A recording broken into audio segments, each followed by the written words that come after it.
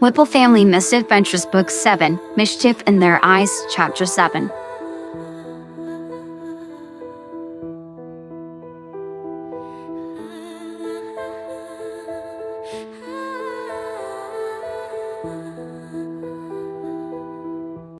Silver, your turn to take a shower. Wade said, turning the volume on the TV down. The gray hedgehog pouted from where he was sitting with his plush, reading one of his comics, but didn't argue and put both down to obey, slinking off in the direction of the bathroom. Turning his attention back to his other son, who was still half wrapped in a towel, Wade noticed something quickly. Shadow, you need to brush your fur. It's fine. No, it's not. You're going to get gnats and knots again if you don't brush it regularly. Go get your fur brush, and don't tell me you can't find it because I know that I packed it. Most of the time, Shadow acted like his mental age, but every now and then, some behavior from his actual age of 3 sunk in. Like how he disliked brushing his fur and would have let it go back to being snarly and ratty mess again if left to his own devices. Although, to be fair, Wade was pretty sure it was also because he had never been taught personal hygiene habits. He watched for a few seconds as Shadow made some half-hearted attempts at his own grooming before he spoke up. Do you want me to help you, Shadow? Okay. Taking it from him, Wade set to work. He didn't mind that much, helping Shadow out. Thankfully, his fur wasn't as long as Silver's, but it still needed proper care to maintain it. After such a crazy morning, he was relieved that it had been a quiet afternoon, where the three of them had finally behaved themselves. It did make him even more worried for the next few days, but knew that they had to take it one day at a time. You doing okay, Shadow? Wade asked, noticing that Shadow hadn't been speaking much. Something happened today. Wade froze, feeling a wave of anxiety and worry wash over him with just these 3 words, and then forced himself to take a deep breath. That didn't mean it wasn't something awful. What happened? He asked calmly, hoping it wasn't too bad. Shadow turned to look at him. Someone saw me today. Wade's stomach dropped and he swallowed hard. When? After I accidentally teleported out the room this morning, before we found you and Tom. Thinking about that, it only made Wade worry more. This was not good. The fact that someone else knew could turn out to be a very bad thing. What happened? Did they see Silver or Sonic too? No, it was before I found them. I just saw a man and then I ran away and hid. And he didn't follow me. But the strange thing was, he didn't seem surprised or upset. Wade's mind raced with what that could mean. Maybe if they were lucky, the man had been drunk and had just rolled with it. Okay, I appreciate you being honest and telling me. Do you know how you teleported? No. Okay. The idea of having a son who could teleport was a bit terrifying, but he decided he would deal with it later, one problem at a time, or he would turn back into a ball of worry. Just please don't try again until we get back home, alright? The darker hedgehog looked down. Alright.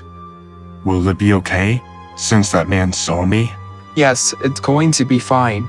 Wade told him, not wanting him to be upset, even though it was not a good thing. The rest of the evening passed in a blur. By sheer force of will, Wade managed to stay calm, acting like nothing was wrong, and like he wasn't actually extremely worried. As soon as both of them were safely tucked in bed, he shut off the light. You guys go to sleep. I'll be back in a bit. He told them and slipped out of the room to try and find Tom. To Wade's disappointment, it turned out Tom wasn't in his room. A text message revealed that he had snuck Sonic out to let him get some exercise, which made sense with his super speed.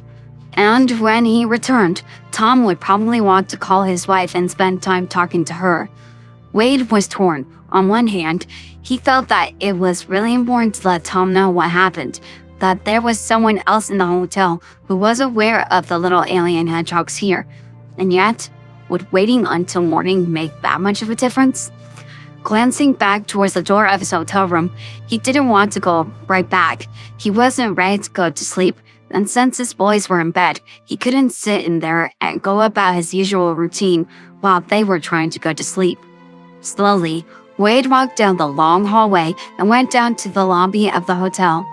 It wasn't that late. The lobby was halfway between empty and full, some people coming or just lounging around. A lady in a pink jacket was sitting near the door, watching everyone who walks by. Wade thought about doing that as well, just sitting there and watching as people went about their business. Someone in this hotel had seen Shadow and was now aware that there was some strange creature here as well. Would that have scared the person enough into reporting it? Maybe it had been. Wade walked up to the front desk and waited until the person behind it ended his phone call. Excuse me? The young man turned to him, offering a bright and eager smile, one that was clearly fake. Can I help you? Yes, I heard a report of a strange dog that was seen earlier this morning. The young man's expression became confused. Even more interesting was it wasn't a look of fake confusion. It looked genuine. What? That wasn't reported to the staff? No, should it have been? Did you see this dog? Wade knew he had to stop before he started to look crazy or was forced to lie, as those were two things he didn't want to do. No, it was just something I heard. Sorry to bother you. Looking around, he wasn't sure what else to do as he didn't want to go back upstairs just yet. The bar attached to the hotel was bustling and looked inviting. Wade usually didn't drink around his kids, but decided a single drink wouldn't hurt him, especially after the long, stressful day he had, and it wasn't like he had to drive back home. He had just sat down and ordered at the bar when another man stepped in, talking loudly on the phone. I don't care. He told whoever he was talking to. His face was as bright as his hair as he spoke. It's late. She should be in bed. I don't care what she wants. Put her in bed. The man ended the call, tucking his phone away. Kids. He said out loud, his tone full of frustration, speaking to no one before he also sat down and ordered a drink. Wade didn't even know the guy and still felt an immediate rush of sympathy for him. Nothing else of interest happened. After he finished and paid for his beer, Wade decided he better go back upstairs and make sure the boys were sleeping, not getting into trouble while he was away. He was feeling troubled. The next 3 days, he and Tom would be away from the hotel. They wouldn't be able to jump in to save the kids if they got into trouble again, or be able to run upstairs at a moment's notice for them. He could only hope that the kids would behave and that they had already gotten their troublemaking out of the way and that it would go quietly the next few days. To Wade's relief, he found both Silver and Shadow sound asleep, both softly snoring in the dark. It made Wade smile. No matter how much trouble the two of them managed to get into, he still loved them both dearly and was glad he had kept them around.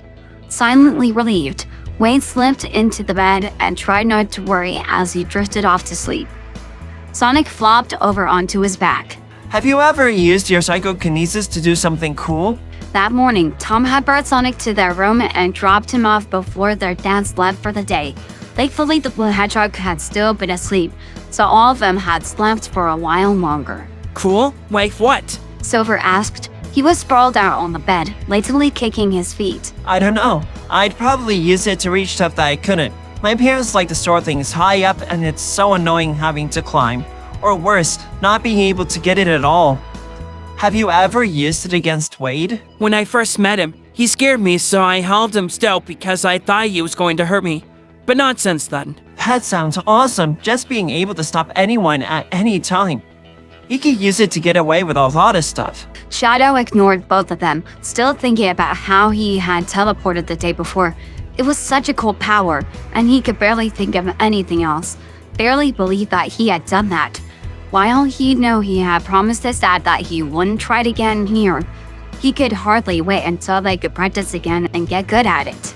Sonic, I didn't tell my dad about how you made me get into a suitcase, and I forgive you, but also, I didn't forget about it. Okay. I just wanted you to know. Shadow told him seriously, and he meant it. While he was going to put it behind them for now and not tell the adults, it didn't mean he was going to forget about what had happened. There was more he was going to say, but there was a knock at the door. All three of them turned towards it at once. The atmosphere in the room changed and became charged with fear and anxiety. There wasn't supposed to be someone at their door or wanting to come inside. Housekeeping. A female voice called, followed by another knock. Shadow had no idea why someone would try to come into the room and what house they were going to keep, but was both confused and nervous. This wasn't supposed to be happening. A quick glance at the other two showed they felt the same way. When the doors started to open, the three of them jumped off the bed, so they were on the opposite side of the room, between the bed and the wall, out of sight. Silver lifted the edge of the blanket and crawled under the bed as fast as he could, sparing barely a thought towards it. Shadow followed him and Sonic came after him. It was dusty under the bed. There was a long pillow and a candy wrapper under there. Lying on his belly and crawling forward, Shadow peered out from under the cover of the long blankets that thankfully hid them from view. A woman pushing a large cart had come into their room and went muttering to herself. She fussed with something that he couldn't see before she came towards the bed and started ripping the bedding off. Hurriedly, Shadow scrambled backwards, huddling close against the other two near the middle, all three of them careful not to make a sound. If she as much as bent over, she would have easily seen them. He felt Silver's hand clamp onto his arm and squeeze, close to it painfully tight. Thankfully, the lady did not do that, as she wadded up the old bedding and then started to replace it. It took her a minute, but she finally put on the long blanket back on the bed, giving them cover once again, making it so they were a tiny bit more safe than they had been a second before. Slowly, carefully, the three of them untangled themselves and crawled a bit forward so they could watch her and know what else she was doing. When she went into their bathroom and thick, heavy chemical smell started to wharf out, Silver frowned. What is she doing? I think she's cleaning. Why? The darker hedgehog shrugged, as he had no idea. He didn't know why a random human would come into their room just to clean it. That made no sense, and neither their dad nor Tom had mentioned that someone would do this. It was either a mistake or it was a trap, and the worst part was he had no idea which one it was. Sonic laid on his belly again, with his head propped up on his elbows, and when Shadow saw his brother copy him, decided to do it as well. It was more comfortable than trying to be hunched over. Maybe she'll go away soon. And agonizingly long minutes passed as the lady came back out of the bathroom and went back in, walked around the room, took stuff out of her cart, and then put them back on. While they couldn't fully see what she was doing, it was clear there was some pattern she was following. It was getting stuffy and cramped under the bed. Shadow seriously hoped she would be finished soon and would leave. Suddenly, she paused, close to the door, and she was far enough away that they could only see her legs and her shoes. What is this? She muttered, and the three of them watched. She leaned down and plucked a single small dark quill from the carpet, one that none of them had even noticed before that moment. That's not supposed to be in here. She said out loud, her voice full of confusion and a slight bit of awe.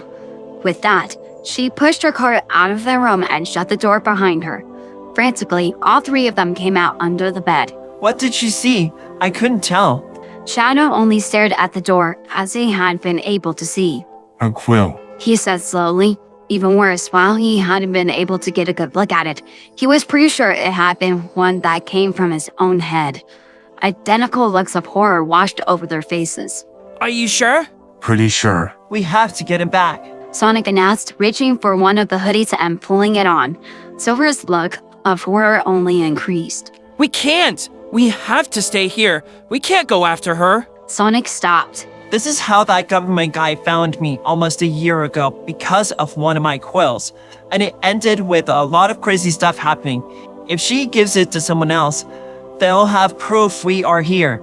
We can't let that happen. When neither one of them responded, he frowned. It will be fine. I have a plan. It will take less than 5 minutes. Our dads will never even know what happened. But we have to be quick before she gets away.